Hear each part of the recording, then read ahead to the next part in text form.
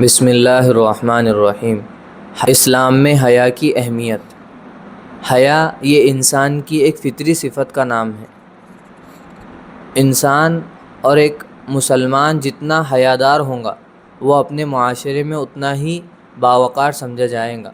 حیا ایک خاص حالت کا نام ہے جو انسان کے دل میں ایمان کے سبب ہر برائی اور ہر گناہ سے نفرت پیدا کرتی ہے۔ حضرت عمران بن حسین رضی اللہ تعالیٰ عنہ فرماتے ہیں کہ حضور صلی اللہ علیہ وسلم نے فرمایا، حیا کا نتیجہ خیر ہے۔ ایک روایت میں ہے کہ حیا ساری کی ساری ہی خیر ہے۔ حضرت ابن عمر رضی اللہ تعالیٰ عنہما سے روایت ہے کہ آپ صلی اللہ علیہ وسلم نے فرمایا کہ حیا اور ایمان دونوں ایک دوسرے سے ملے ہوئے ہیں۔ اگر ان میں سے ایک بھی اٹھ جائے تو دوسرا خود بخود اٹھ جاتا ہے۔ حضرت ابو ہریرہ رضی اللہ تعالیٰ عنہ سے روایت ہے کہ آپ صلی اللہ علیہ وسلم نے فرمایا، حیا ایمان کا اہم ترین شعبہ ہے۔